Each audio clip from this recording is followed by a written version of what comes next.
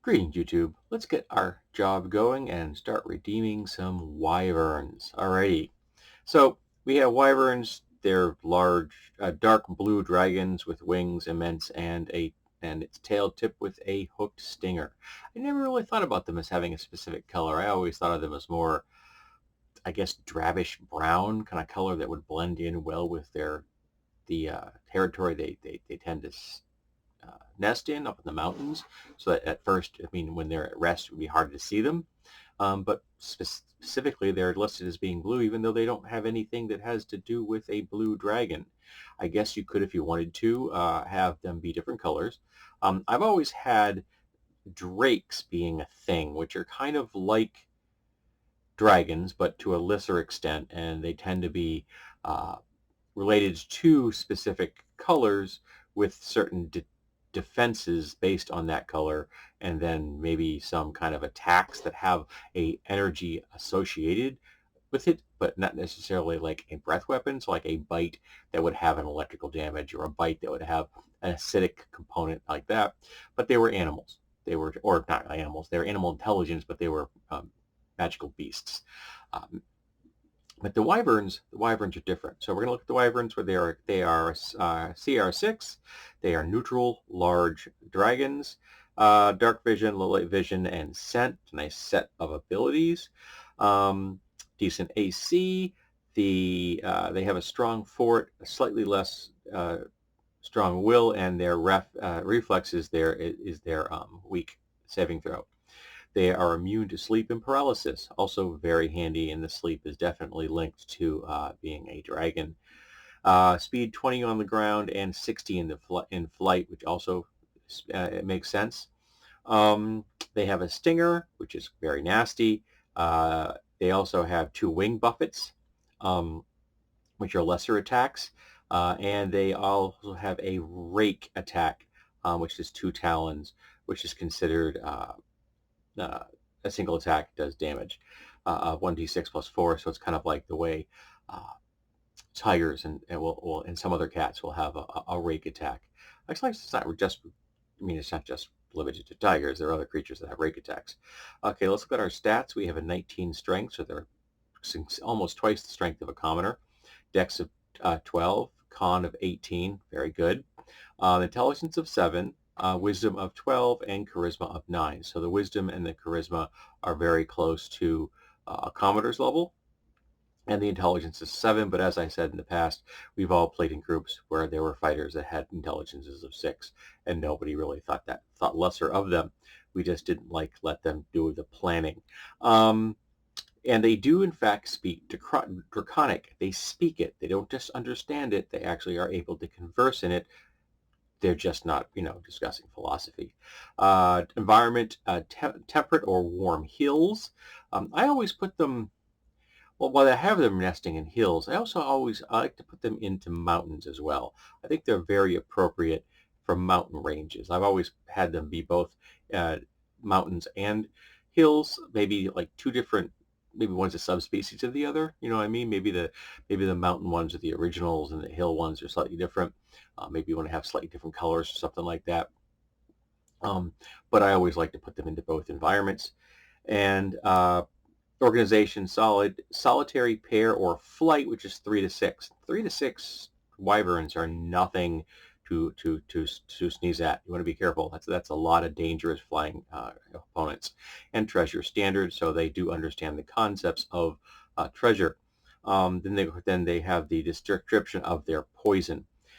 So now again we have the very loaded descriptions of these creatures. Wyverns are nasty, brutish, and violent reptilian beasts akin to the more powerful dragons. They're neutral and they're intelligence. They may turn to violence as a solution to a lot of problems, but so do lots of humanoids. So do lots of humans, both in game and in the real world. This language is very loaded. They are always aggressive and impatient and are quick to resort to force in order to accomplish their goals. Again, why? They're not evil. If they were neutral evil, okay, I get it. But they're neutral. And neutral beings do not perform violent acts haphazardly. That's not what neutral people do.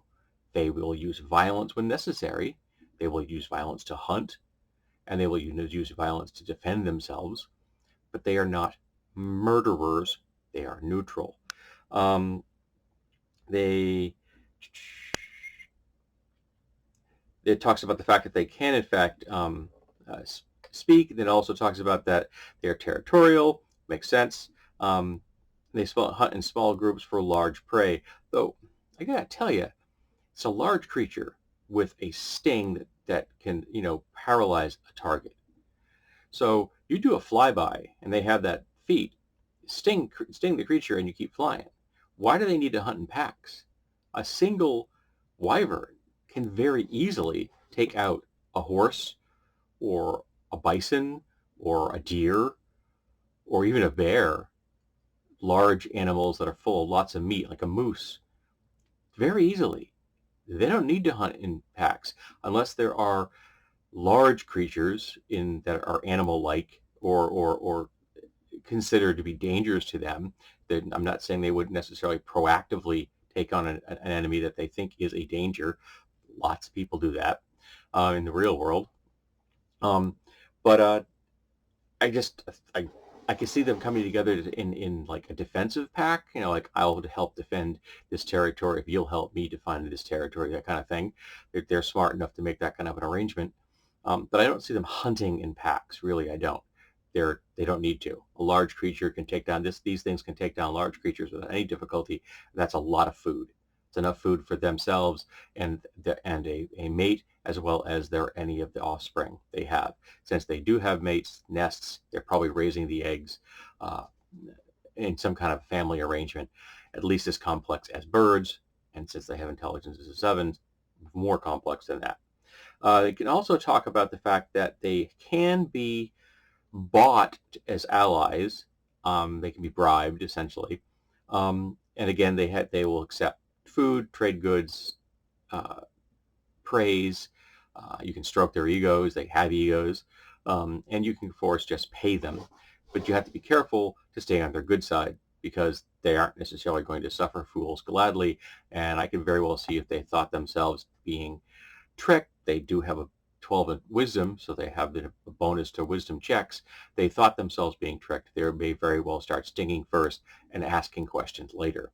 So I have used these creatures as monsters in the past many times. They're just lesser dragons. I always treated them as like being nasty, brutish, and short kind of thing, just bloody, non-intelligent creatures. But I was wrong. They are intelligent. And if you find yourself contending with one because for some reason, they are attacking you because they think you're a risk to their nest, for example, and you kill it, there's no problem harvesting the components of a creature. Lots of people do that in games. But hunting like a wyvern for components, which is something that we had done in the past, both as me as a member of a party and both me as a GM for other people, that's very questionable. That's like the classic, is it okay to murder orc babies? And the answer is no, of course it isn't.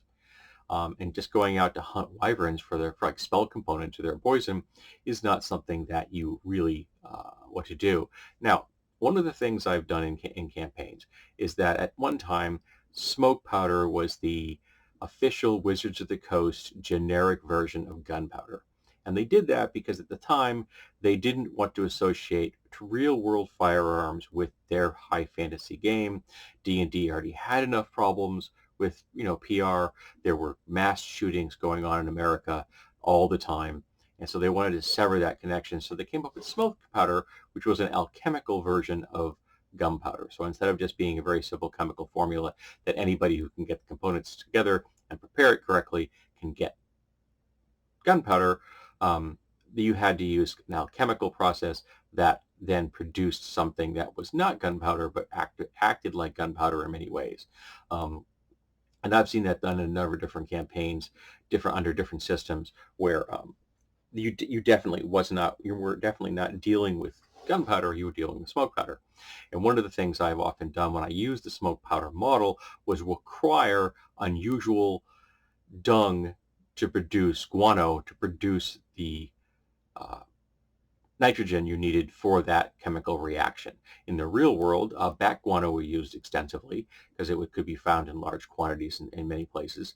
Um, in fact, it was even an export trade in some parts of the world.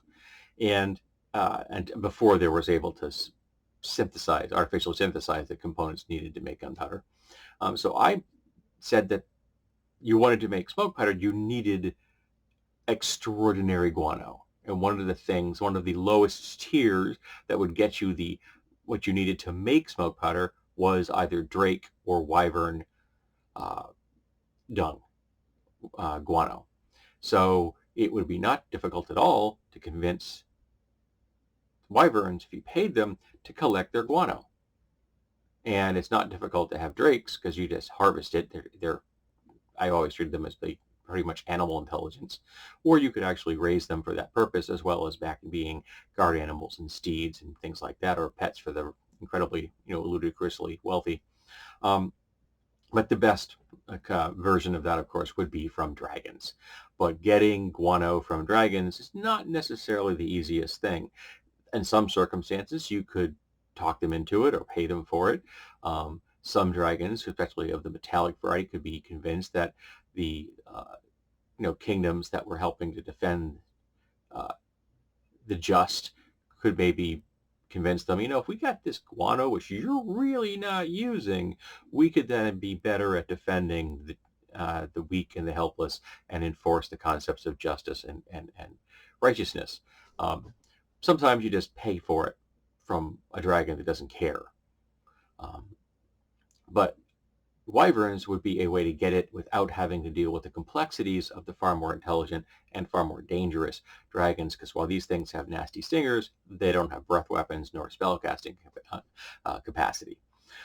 So I think we were wrong in the past, and I say that we, like me as a gamer on both ends of that on the table, to treat wyverns as just animals, because they aren't. They're fully intelligent. They're capable of making decisions, and they have a language, and you should be able to deal with them as a sapient being. Not saying they would necessarily ever be a danger to you. I'm not saying necessarily that they wouldn't be a guard. Like you could hire them as guards and say, defend this place. If anybody tries to steal or enter this area, you may want try to dissuade them from doing so. If they don't, kill them. Being fully sapient, I think they could probably sting someone without injecting poison. They would know how to do that trick. So they might be just give somebody a sting with their tail without poisoning them as a warning shot. I've hurt you. You're not dead. You're not paralyzed. You really want to leave and before I get far more serious. That kind of thing. Also, being intelligent, there's no reason they can't pick up rocks. And a group of wyverns, say you got 6 wyverns who see something on the ground as a threat, there's no reason they shouldn't come off a cliff, drop rocks on a target, and then come in when there's chaos everywhere. You imagine rocks falling out of the sky in a group of horses? The horses are going to panic, absolute chaos, and then they come swooping in formation and sting every single individual they can get their little stingers on, and then they come back around for either another pass or just go in with their claws or their wings. So yeah, let them use tactics. They're bright. They're sapient. So they should have the right to use tactics. And if they're in the employment of somebody, they can be dropping things more dangerous like chemical fire or smoke grenades or something else that would be doing damage. There's no reason you couldn't have the chemical equivalent of chlorine gas being dropped by wyverns on an enemy. That's scary. Alrighty, so let's talk about wyverns, how we've used them, how we've abused them, and should we do better?